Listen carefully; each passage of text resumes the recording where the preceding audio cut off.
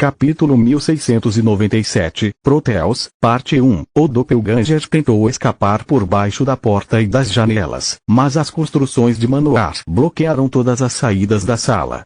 Então tentou reformar seu corpo, mas o frio congelou os pedaços menores da criatura e os dois magos concentraram sua magia das trevas nos fragmentos grandes o suficiente para continuarem se movendo. Foi necessária muita cautela para Manoar e Glória evitar que seus respectivos feitiços machucassem seu parceiro. No momento em que o Doppelganger morreu, metade do uniforme de Manoar voltou a ser branco e Reaver ficou sem feitiços. Os pedaços gelatinosos deixados na sala evaporaram rapidamente, revelando um amuleto de comunicação que perdeu sua marca junto com todas as runas gravadas em sua superfície. Isso foi um desastre. O professor louco chorou pelo espécime derramado. Uma forma de vida tão única e não sobrou nenhum fragmento para examinar. Quem se importa com isso? Glória explorou sua raiva, pintando seus olhos de azul com mana para usar a visão da vida, certificando-se de que a criatura estava morta até o fim. Você não se lembra do que minha mãe disse? Há pelo menos 3 sócias na casa do Marquês e ainda mais a serviço da Condessa. No momento em que essas criaturas derem uma olhada em seus próprios amuletos e perceberem que seu parceiro está morto, elas podem ficar furiosas. Nós dois tivemos muitos problemas para lidar com um deles. Nenhum dos magos na festa é um mestre da luz e minha mãe nem mesmo é uma maga.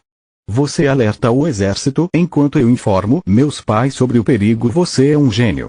Manoar disse enquanto pulava de alegria. Ainda há esperança. Só preciso capturar um dos outros Doppelgangers. Ele saiu correndo do escritório de Lorde da cidade, ignorando as palavras de Glória. Os guardas o confundiram com um intruso e tentaram prendê-lo. O professor louco usou as habilidades de luta que Orion lhe ensinou para quebrar seus ossos e várias leis do reino, enquanto economizava a mana que lhe restava para recarregar o conjunto mágico que cobria seu colete. Quando Glória chegou à porta depois de coletar o amuleto do Doppelganger, ele não estava em lugar nenhum. Esse homem não é louco, ele é um lunático delirante.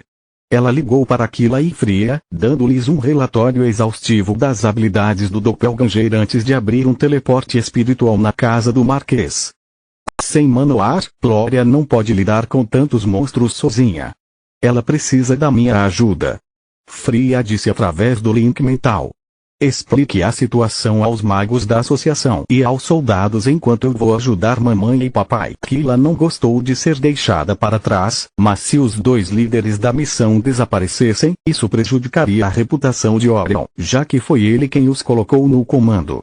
Além disso, Aquila ainda não conseguia usar magia dimensional espiritual. Apesar de todos os seus esforços, ela estava presa no nível 3 da magia espiritual, enquanto Fria era uma maga dimensional e uma desperta. Naquele momento, Aquila não se importava com seu orgulho como maga, apenas em salvar seus pais.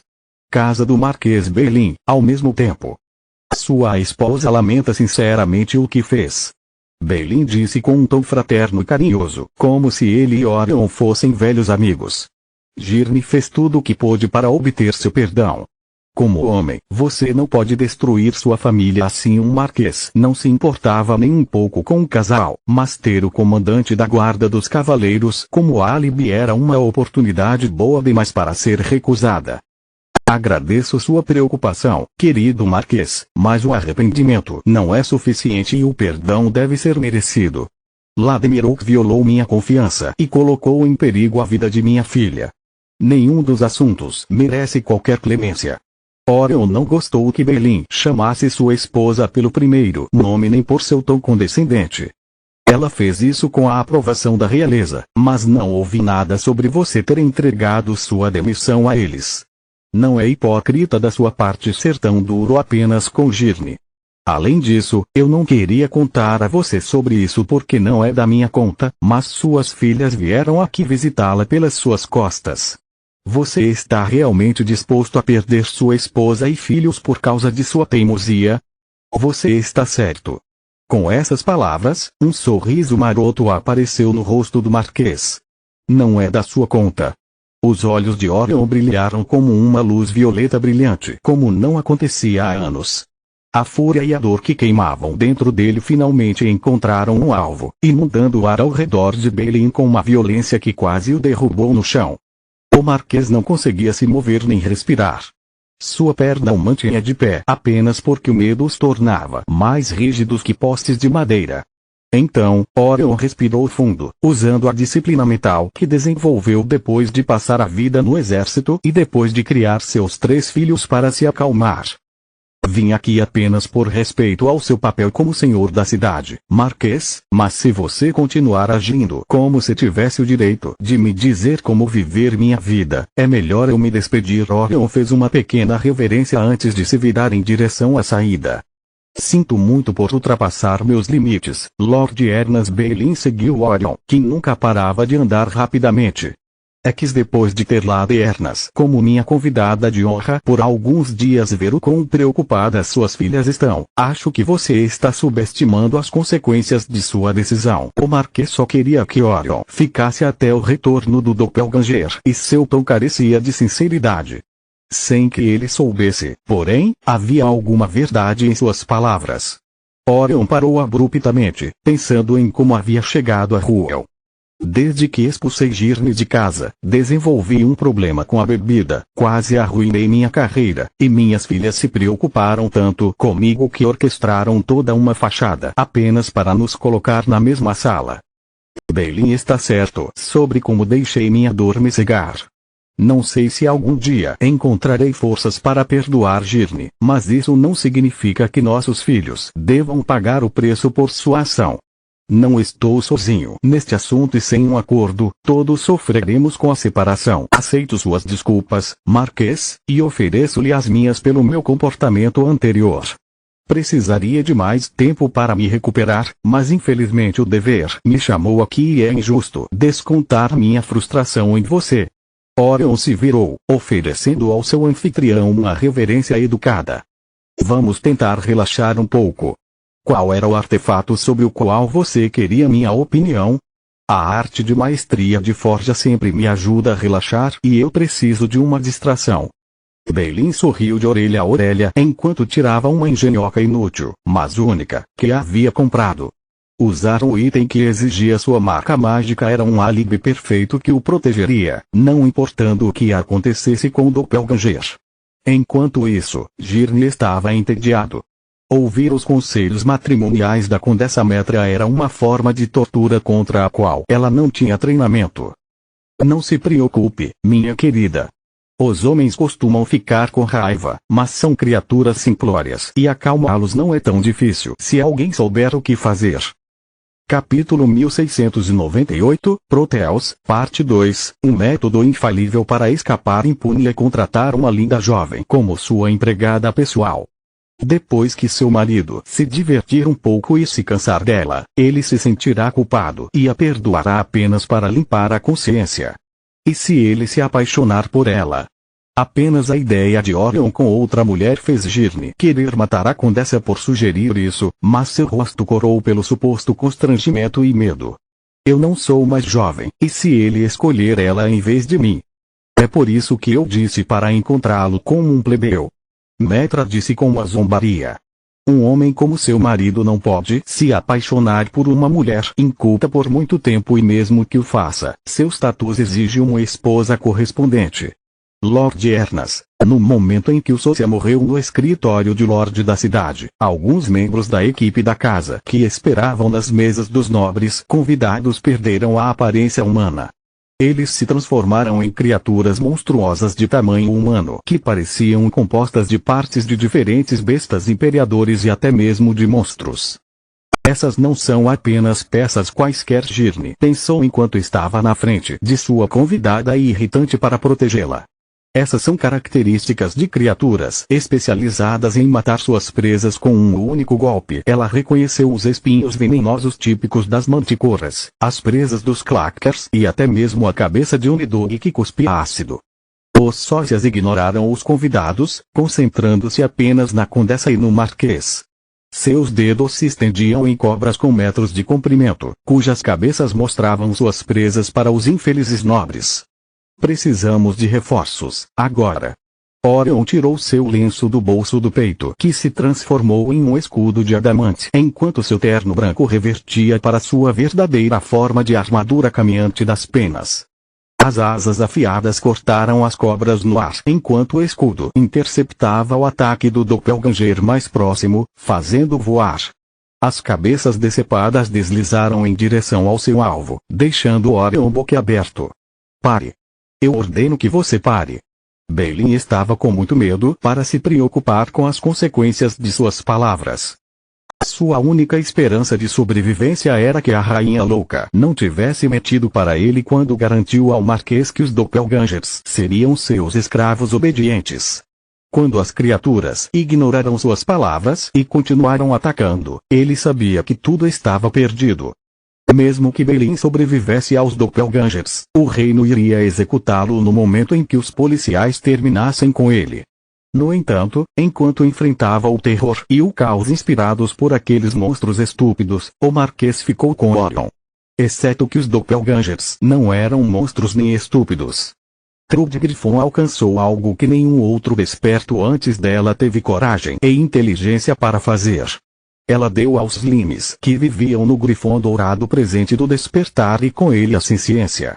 A razão pela qual nem Manoar nem Kila reconheceram sua força vital foi que os doppelgangers eram uma espécie nova.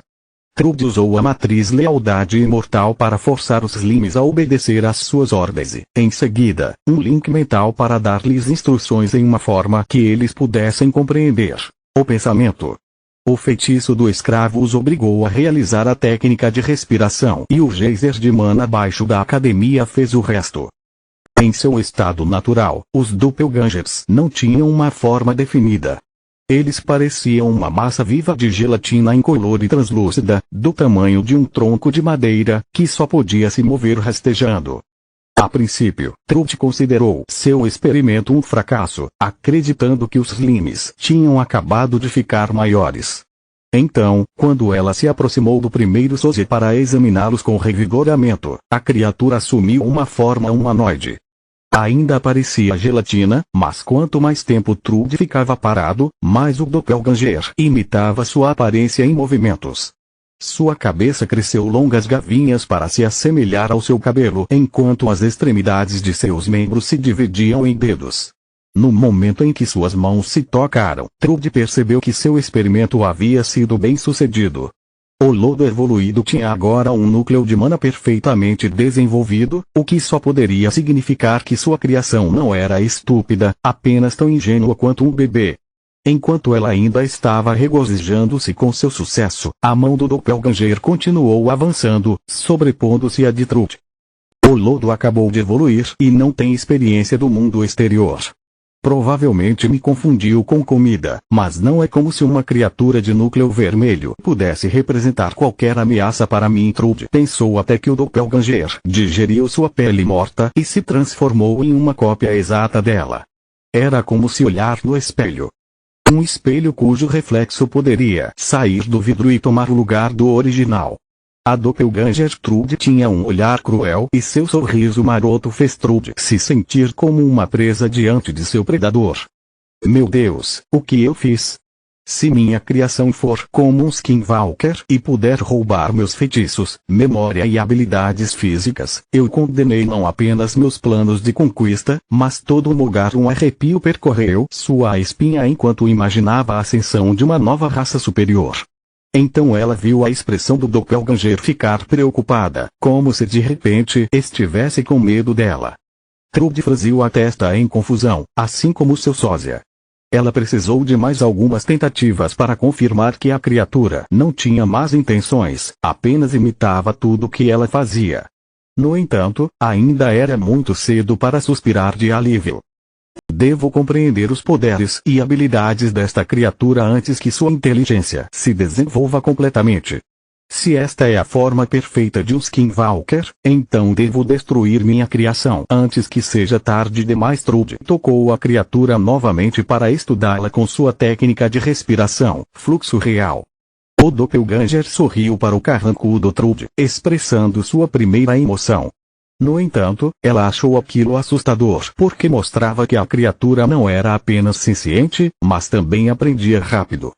Somente depois que Fluxo Real mostrou a ela que o Doppelganger havia espelhado apenas sua aparência, enquanto seu núcleo de mana ainda estava vermelho e sua força vital não tinha nenhuma das características dela, Trude se permitiu relaxar. Você pode falar?